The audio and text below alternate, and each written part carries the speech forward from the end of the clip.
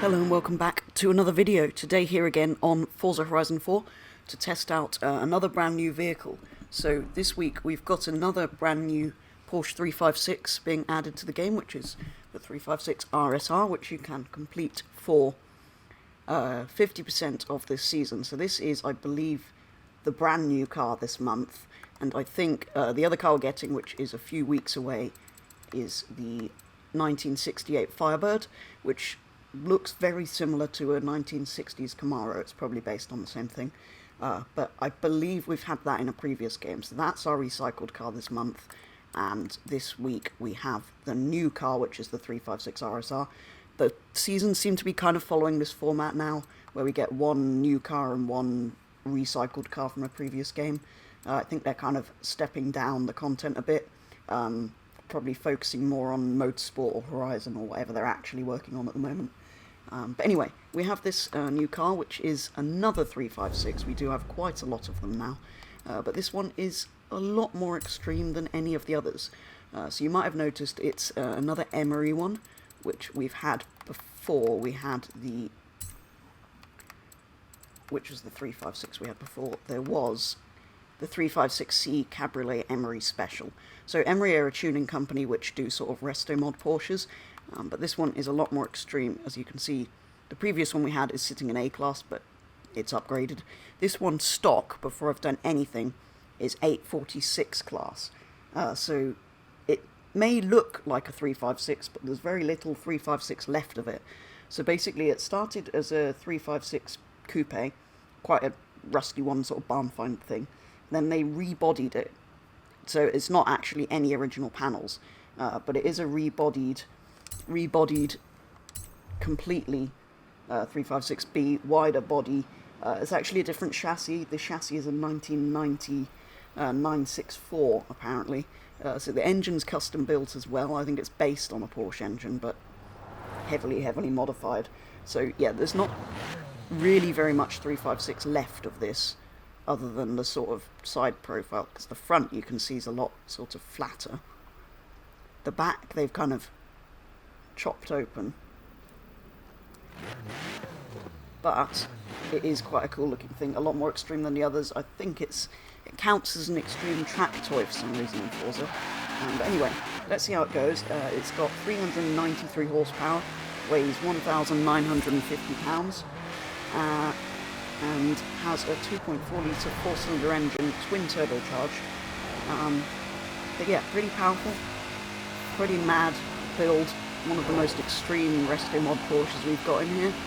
I think the Singer is probably still my favourite, but yeah, this Emory company, run by Rod Emory, do some quite crazy builds. The most extreme 356 we've got in the game. Probably the most extreme sort of resto mod Porsche we've got at all. It's quite quick, accelerating, but it gets stuck at 180 miles an hour. I mean, that's very fast for, well, I was going to say a 1960s 356, but it's not really anymore, is it?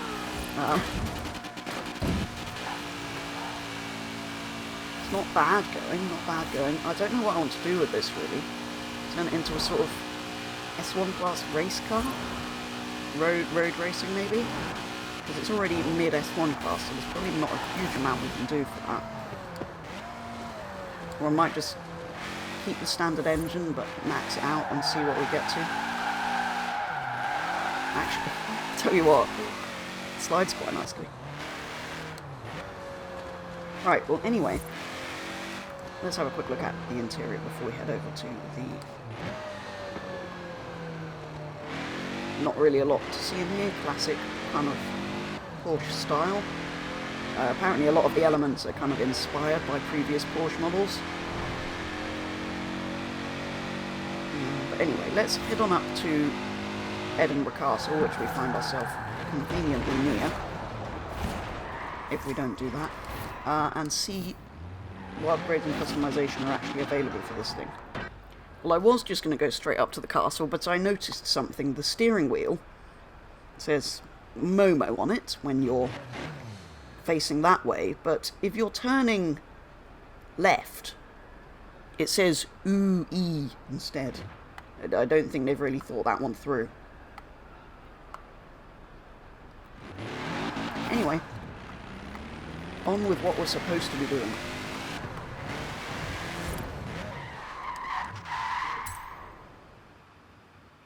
That was a perfect 360 into there. I couldn't replicate that if I tried. Wow.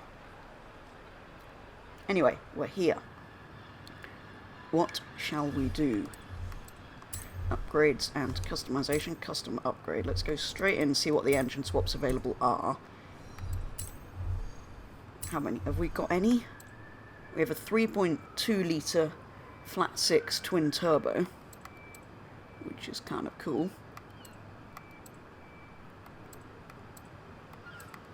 I think that is another Porsche engine, isn't it? But I kind of want to keep it with the standard one. Obviously, you've got your usual all-wheel drive conversion, which I probably won't do, although it was sliding quite a lot, so that might kind of be helpful. Aero, that doesn't actually look as terrible as I thought it might. It takes that stupid rubber bit off the bottom. That's actually kind of cool. That makes it handle quite a lot better, and doesn't look brilliant, but it's alright. So if we do that and race tyres, let's see, because they're on sports as standard, I think, yes. Let's do all the nice widths and stuff. I will leave the wheels, because they are very cool, custom made again, specifically for this car. I hate how they do that, like the track width, you can always bring it out as far as you want at the front, but I feel like the back should sit slightly wider, and it's always slightly sort of in from the front. It's a little bit irritating. Anyway, what can we do with... Let's do the gearboxy bits. We might end up being top of S1 class with the standard engine.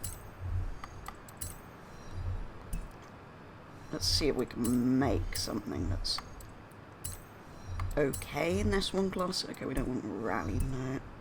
Trying to make it sort of a road race type thing.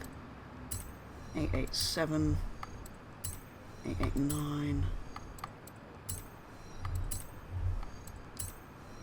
I'm not really doing this very carefully, I'm just sort of throwing bits in until we get to the top of S1.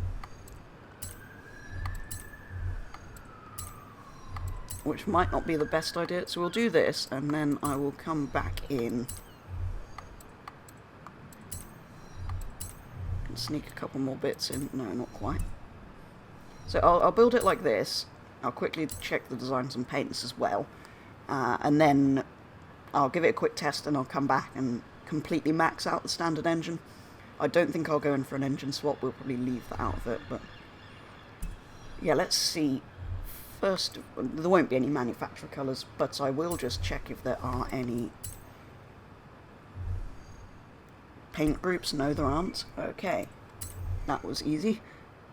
What designs have the community come up with? OMG, that's literally just black. What have we got there? There's a few cool racing car kind of ones. I quite like the Golf, but I don't think... Some of these racing car ones haven't been particularly done well. That one they've tried to go with, like, the wide body look. I'm not sure any of these really work. I think you probably just want a plain colour, really.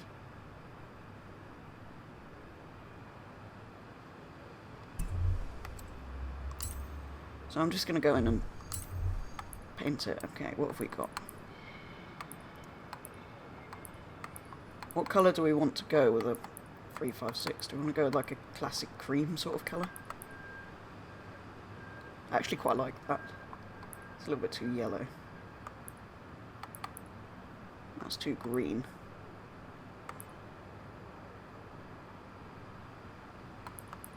Do I want to go white? I quite like the sort of matte finish we've got at the moment, actually.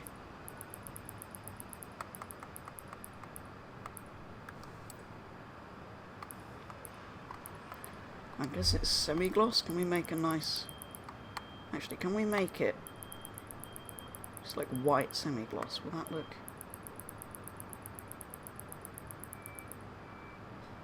That's essentially what we've got already. Okay, let's not do that.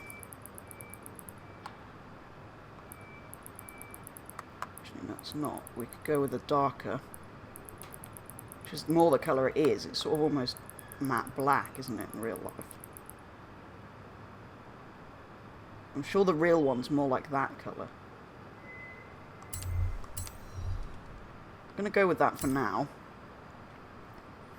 Can always readjust it when we come back in and do the full upgrade. Right, let's see what it's like. Okay, so we're now running 438 horsepower. So a little bit up, kind of about 50 up from where we were, roughly. Still rear-wheel drive, but seems to have quite good levels of grip, so I don't think that's a worry.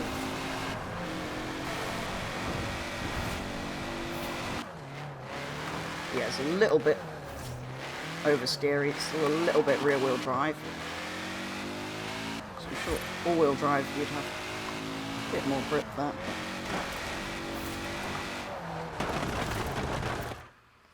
I've just realised I've still got sim damage on.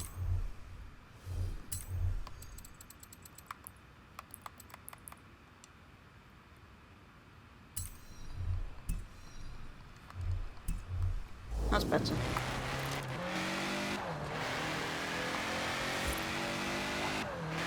It's a crazy looking thing. I have to say, I don't really like the front. I don't like that sort of flatter nose. But I love what they've done with the back, with the sort of extended body, and then the bit where the lights are kind of looks like it's where the original rear of the car was. I do quite like that kind of extended tail look that you get on certain cars.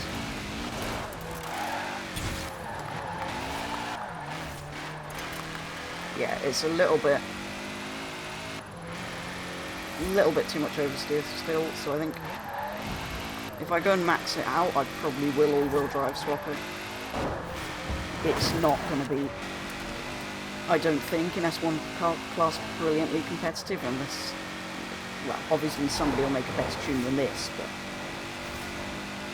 it doesn't feel like it would be particularly good built to S1. I wonder if we can get it into X-Class, actually. We might have to have a check of that when we go back and... Right. All-wheel drive, immediately into S2. We'll try maxing out the standard engine, see what we get to. We already did filter. We already did a lot of these, so...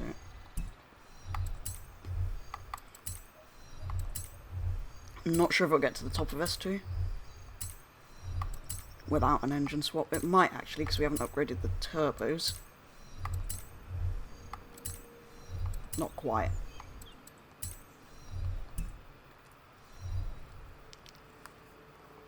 But I don't really want to do the engine swap. I will just quickly put it in and see what happens.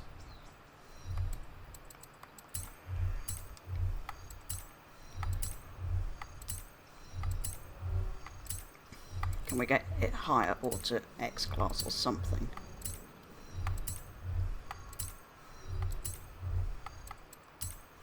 Yes, you can. That's crazy. You know what? I'm going to have to test it like that now. Oh wait, did the gearbox bits get... Sometimes they get reset when you do the engine, yes. Look at those stats. Okay, that's crazy. Let's go and see what that's like. 1,200 horsepower nearly. That's the trouble. You kind of go in thinking, oh, I'll do a sort of sensible build. I won't swap the engine. I'll try and keep it fairly similar to how it's supposed to be. And then you see the horsepower figures and stuff and think, well, I've got to at least try that. I mean, it's a crazy extreme resto mod anyway, so might as well make it more mad. Pretty fast. It's a little bit understeery now with its all-wheel drive, but a little bit of tuning would sort that out. It's actually not bad though. And if you took a couple of bits of power out and built it down to S2, it might be alright. It's quite a light base car, so it might arrived at your destination. relatively good in S2. don't know. It doesn't handle perfectly, so maybe not.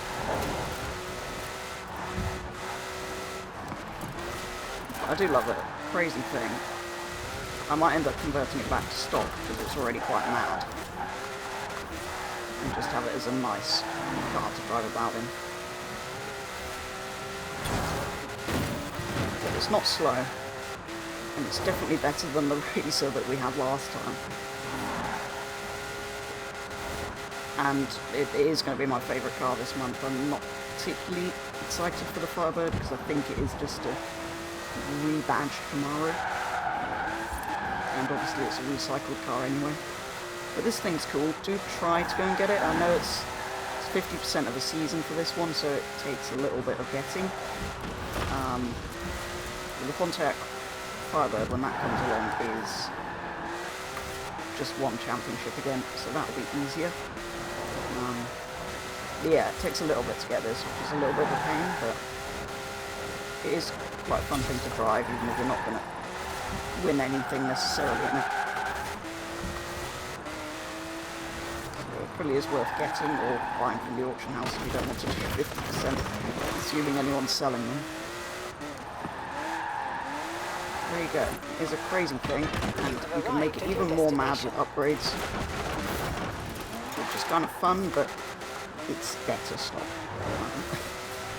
Anyway, that is probably going to do it for a first look at this new 356. Completely mad. Much more extreme than any of the others, so it is still worth getting. But yeah, that is going to be all for today's video, so thank you very much for watching, and I'll be back with the next video very soon.